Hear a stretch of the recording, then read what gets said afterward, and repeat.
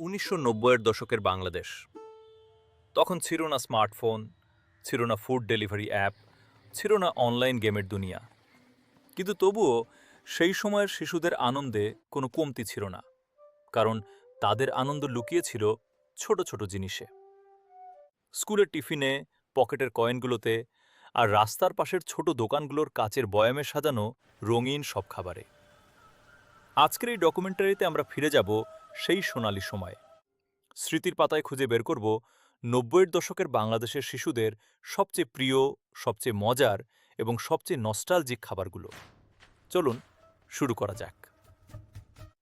সকালবেলা স্কুলে যাওয়ার আগে বাবা বা মা হাতে ধরিয়ে দিতেন ১ টাকা, ২ টাকা কিংবা ৫ টাকা। আজকের দিনে এই টাকায় কিছুই কেনা যায় না, কিন্তু তখন এই কয়েনগুলো ছিল যেন এক একটি গুপ্তধন। স্কুলের গেটের সামনে কিংবা পাড়ার মুদি দোকানে ঢুকলেই চোখে পড়ত কাচের বড় বড় বয়াম। ভেতরে সাজানো থাকত রঙিন লজেন্স, টফি আর চকলেট। সেই বয়ামগুলোর দিকে তাকালেই জিভে পানি চলে আসত।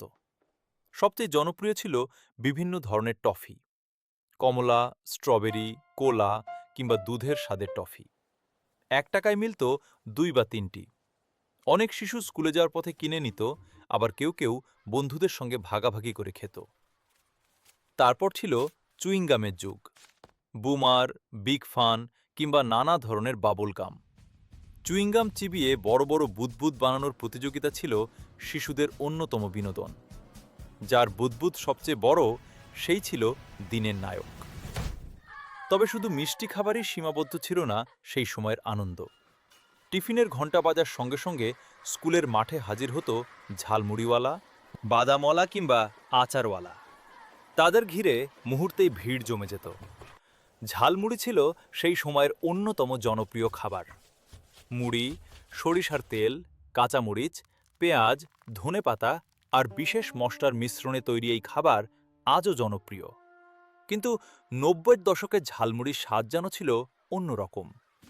১ টাকা ঝালমুড়ির ঠোঙা হাতে নিয়ে বন্ধুদের সঙ্গে গল্প করতে করতে খাওয়ার আনন্দ আজকের অনেক দামি খাবারও দিতে পারে না। আর ছিল টক ঝাল আচার, কাঁচা আম, তেঁতুল, বড়ই, জলপাই কিংবা চালতা দিয়ে তৈরি আচার। ছোট ছোট প্লাস্টিকের প্যাকেটে কিংবা কাগজে মুড়ে বিক্রি করা হতো। স্কুলের ক্লাসরুমে লুকিয়ে লুকিয়ে আচার খাওয়ার সেই স্মৃতি আজও অনেকের মনে অমলিন। কিন্তু ৯০-এর দশকের কথা বললে আইসক্রিমের কথা না বললেই নয়। গরমের দিনে দূর থেকে ভেসে আসত ঘণ্টার শব্দ। শিশুরা বুঝে যেত আইসক্রিমওয়ালা এসেছে।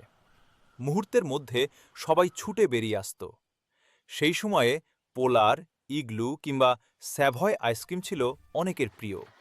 তবে আরও জনপ্রিয় ছিল রঙিন বরফের আইসক্রিম: কমলা, লাল, সবুজ কিংবা বেগুনি রঙের বরফ। দাম মাত্র ৫০ পয়সা বা ১ টাকা। সেই বরফ খেতে খেতে জিভের রং বদলে যেত। কেউ লাল জিভ দেখাত, কেউ সবুজ। আর সেটাই ছিল মজার বিষয়। বিকেলের দিকে পাড়ার মাঠে খেলাধুলার পর শুরু হতো আরেক দফা খাবারের অভিযান। তখন জনপ্রিয় ছিল চানাচুর।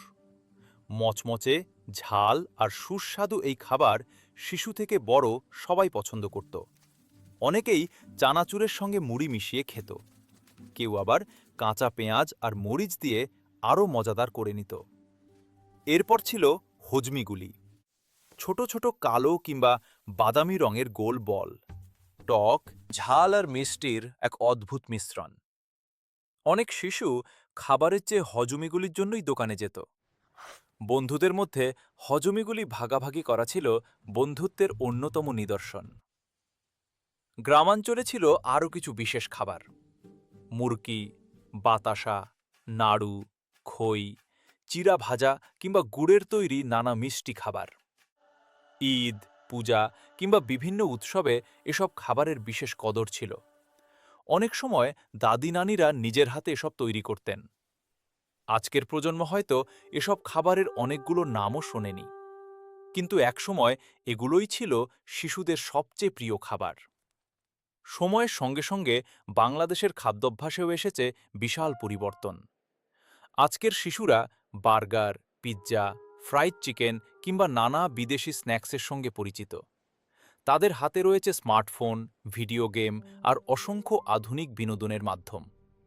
কিন্তু ৯০-এর দশকের শিশুদের আনন্দ ছিল অনেক সহজ। তাদের সুখ লুকিয়ে ছিল ১ টাকার আচার, ২ টাকার ঝালমুড়ি কিংবা ৫০ পয়সার আইসক্রিমে।